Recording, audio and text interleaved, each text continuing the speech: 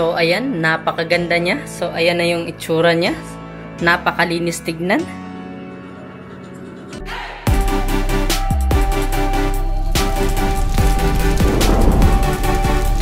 So ako pala si Ransky Tutorial guys. Nagtuturo ako dito ng table skirting, napkin folding, towel folding at iba't iba pang tutorial. So bago natin simulan yung ating tutorial guys ay mayroon muna tayong isa-shoutout. So shoutout sa iyo Carlos Santos. Salamat po sa panonood. At sa iyo rin Prince Ruben Dado. So salamat rin po sa inyong panonood. At sa iyo rin Bert Rivera. So salamat rin po sa panonood. So hindi ka pa kasama sa ating isa-shoutout guys kasi hindi ka pa nag-comment dyan sa baba. So mag-comment ka muna dyan na pa-shoutout Ransky para sa ating next video ay masya-shoutout na kita. At kung may katanungan kayo guys is mag-comment lang kayo dyan sa baba at susubukan nating sagutin yan. So yung ituturo natin ngayon guys ay diamond design. So ituturo natin ito step by step para maintindihan nyo at para matutunan ninyo ito agad. So bago tayo pumunta sa ating tutorial ay mag-review muna tayo. Okay, so ito yung table na lalagyan natin ng design. So yung haba ng table na ito is 1 1/2 yards and 2 inches. So yan yung eksakto na sukat ng table natin. So ito yung tela na gagamitin natin ngayon guys. So Alpha Gina yung gamit natin. So mumurahing tela lang ito. So 15 yards, bumili na tayo ng 15 yards guys. So pero hindi pa natin alam guys kung ilan ba yung magagamit natin na yarda dito sa ating design ngayon. So mamaya sasabihin natin kung ilan ba yung nagamit dito.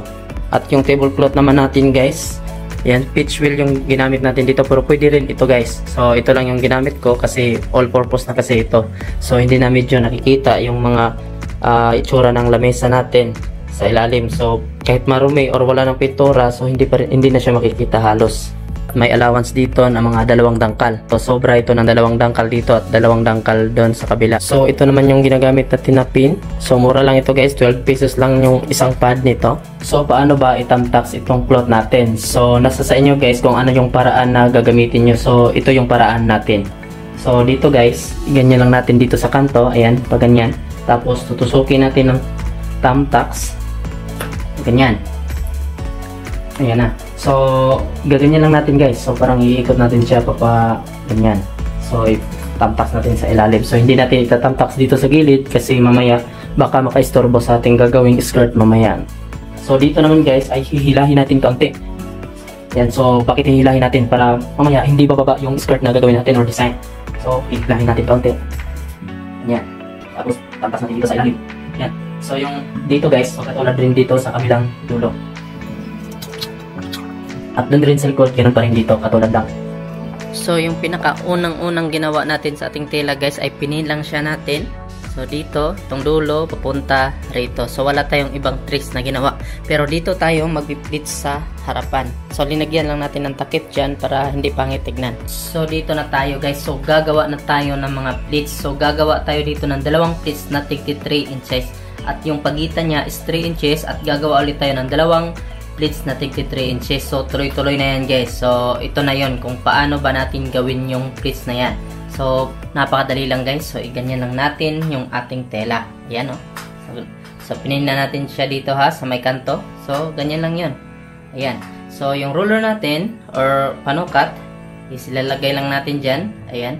So yung papunta dito is 3 inches. So pag ganyan natin sa ating tela guys, ayan. Dudukutin lang natin ng ating kamay. Ganyan, 3 inches. Ayan. Yan o, 3 inches. Punta dyan, pabalik dito. Ayan. Tapos, ipin na natin. So, ipin natin siya dito sa katabi ng pinin natin dito sa may kanto. Ayan. So, yung pagpin guys, ay patusok, palabas. Ayan. Tapos, pabalik sa ilalim. Ayan. Ayan, nakagawa na tayo ng pleats. Isa pa. Ganun pa rin. So, yung katapat ng 3 inches, punta rito, is dudukutin natin. Pabalik. Ayan. Tapos, ating ipin. Ayan. Yun. Ayan na siya guys. So, yung pagitan niya naman dito is 3 inches ulit. Katulad nito, ganito rin kalaki. Pwede iganyan mo na lang yung tela mo at ayan, makakasukat ka na ng 3 inches dyan. So, mag-roller na lang ako. Ayan, 3 inches papunta rito. Tapos, ipin natin, pabalik, palabas, pailalim. Ayan. So, itutok natin yung camera dito kung paano ba natin talaga pinin. So, dito na tayo guys. So, ipopokus natin kung paano ba natin pinin itong ginawa natin. So, gagawa ulit tayo ng ganito guys dito. So, dalawang plates na 3 inches. So, ganun pa rin yung proseso guys. Ganyan lang natin yung ating panukat. 3 inches papunta rito. So, pwede ring iganon na lang guys. So, iganyan na natin yung ating tela. Tapos, pabalik natin. So, kung saan yung komportable kayo gawin, pwede rin ito guys. Ayan. At ipin natin dyan. So, gano'n rin. Makagawa ka rin ng ganito. So, yung paraan ko lang guys, kasi mayroon tayong camera nakaharang. So, ganyan lang yung proseso na gagawin ko. So, ganyan lang natin guys, oh. Ulit. Ayan. 3 inches. Pabalik. Tapos, hahawakan ko. So, yung pagpin guys, napaka-importante nito guys. So, pagpin mo guys, ayan, patusok. At palabas, papasok. So, yung pagtusok mo guys, ayan, yung pagtusok mo dito, halimbawa lang ito, is dito talaga sa pinaka ibabaw ng ating tela. Ayan, oh, pinaka ibabaw talaga. Wag kayong maglagay ng spacing na gaganitohin natin. Ayan, wag ganito guys. Ayan, oh, mayroon pang space dito. So, dapat talaga yung pagtusok mo dito talaga sa pinaka ibabaw ng tela. Ayan, oh, halos na millimeter na lang o anong sukat niyan, basta maliit na lang yung allowance niya. Ayan. So, ganyan lang guys yung pagpin. So, ulit natin, isa pa. Ayan. So, yung sinabi ko, dito talaga sa ibabaw ng tela, tapos papasok kasama itong cloth guys. Pabalik labas yung dulo, tapos pabalik pa ilalim or sa lalim niya. Ayan. So, napakagandang tignan. O, di ba? So, napakalinis. Ayan. So, 3 inches ulit dito guys, yung pagitan niya. Tapos, gagawa ulit kayo ng mga ganito. So, sunod-sunod na ito guys. So, iba-fast forward na lang natin para madali tayong matapos.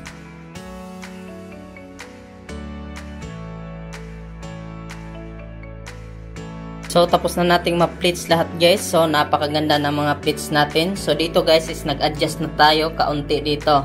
Kasi medyo mahaba pa kaunti. So, nag-adjust tayo. So, yung linakihan na natin kaunti yung ating spacing papunta rito. So, hindi siya halos mahalata. So, kayo rin guys, baka makaproblema kayo kasi hindi naman talaga saktong-sakto yung table natin sa ating mga sukat dito sa ating gagawing skirt. So, adjust na lang kayo. So, punta na tayo sa ating diamond design dito. So, dito na tayo guys. So, yung gagawin natin dito ay itatabi lang natin silang dalawa, yung ginawa nating mga pleats. Ayan. Tapos, sukatin natin dito, papunta dito, 3 inches. So, ayan. Tapos, ipin natin. Ayan. Silang dalawa guys. Ayan. Tapos, yung pagpin natin is pahiga. Pahiga. Ayan. Ibalik natin yung dulo. Ayan. Tapos, ibalik natin sa ilalim. So, ayan. So, walang makitang dulo. So, ayan. Ayan na yung itsura niya. So, dito naman sa kabila. So, ganun rin. So, pwede na rin itong gamitin kung panukat kasi 3 inches na. So, itatabi ko lang silang dalawa. Tapos, gaganyanin ko. Ayan. So, pipin ko na. So, yung pagpin guys ha. Ayan o. Dapat nakaganyan. Hindi ganito guys. Yan. So, igaganyan natin para maklaro. So, maliit lang yung ano niya dito. Yung space niya dito. So, hindi ganyan guys ha. Hindi ganyan. So, pangit yan pag ganyan yung ginawa nyo. Dapat yung pin is nandito talaga sa may dulo ng ano natin. Dito sa may gilid talaga ng ating tela. So, ayan. Tapos, ibalik natin. So, nakatusok na siya pa ganon. Ibalik natin palabas ulit dito. Para malak na siya. Tapos, yung dulo niya is ipapasok natin sa ilalim. Ayan. So, ayan yung itsura niya. So, ganyan lang kadali guys. So, ito naman. So, ganun pa rin. Tatabi ko na lang para hindi na ako gumamit ng roller. So, natapos na natin lahat. So, dito naman tayo sa kasunod. So, dito na tayo guys. So, itong dalawang ginawa natin ay isasama na natin sila. So, itong kabila at ito rin kabila sa kabila. Ayan.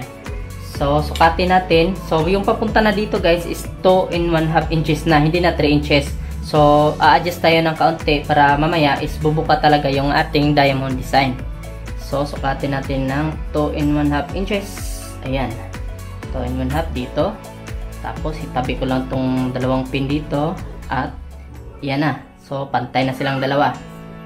So ipin natin. So yung pagpin dito guys is magkatulad lang rin dito sa ibabaw. So ayan. So di ba? Napakadali lang. So dito naman sa kabila. So magkabilaan rin. Ganyan. So tatabi muna natin itong dalawang pin para maging pantay sila. Saka natin sukatin yung papunta rito. So itabi na lang ulit natin para hindi na tayo mahihirapan. Yan, itatabi na lang rin natin dito sa kabila. Ayan. So pag ganyan na. So bitawan natin. Ayan. So ipina natin.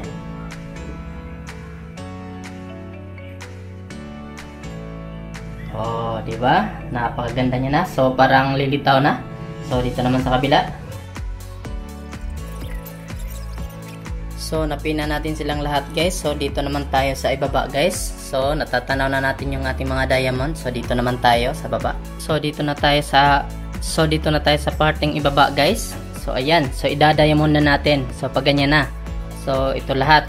Ayan. So yung sukat niya guys is katulad lang rin dito. So 2 and 1/2 inches pa rin yung gagamitin natin dito na sukat.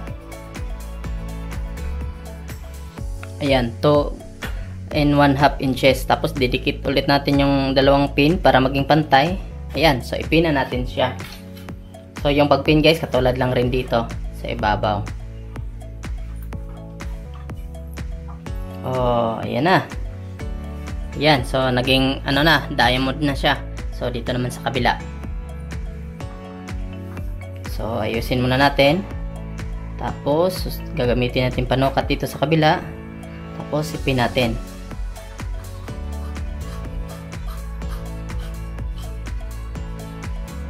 Oh, ayan. So, dalawa na. So, hanggang dito guys. So, ayan guys. Napakaganda ng ginawa nating mga diamond, no? So, pantay na pantay guys. So, tignan natin ang malapitan. Ayun. Napakapantay-pantay niya. So, dito naman tayo sa ating huling step na gagawin guys para sa ating design. So, dito tayo sa ibabaw. So, dito na tayo sa ating last part para sa ating design guys. So, napakadali lang nito guys. So, igaganyan lang natin guys, oh. Ayan. So, itong dalawa. Ayan. So, isasama lang natin sila. Ayan. Tapos, ipin natin. So, yung pagpin nito guys ay dito sa ilalim. Ayan. Patusok dito sa harap. Ayan. So, ayan na yung dulo niya. Tapos, pabalik sa ilalim. Ayan. So, ayan lang guys. Napakadali lang. So, itong natira is kaganyan din lang natin dito sa gilid. Kasi wala siyang, wala siyang kapartner. So, ito naman. Dito naman tayo. So, ganun pa rin guys. Ganun ulit guys. Ganyan lang natin. Tapos, pipin natin dito sa likod. Patusok sa harap. Tapos, pabalik sa loob. Ayan. So, dito. So, ayan. Napakaganda niya. So, ayan na yung itsura niya. Napakalinis tignan. So, kung gusto mo pa ng iba pang mga design is pumunta ka lang sa ating page or channel. So, naka-playlist na yan. So, hindi ka na mahirapan pang maghanap. So, ako pala si Renz Tutorial guys. And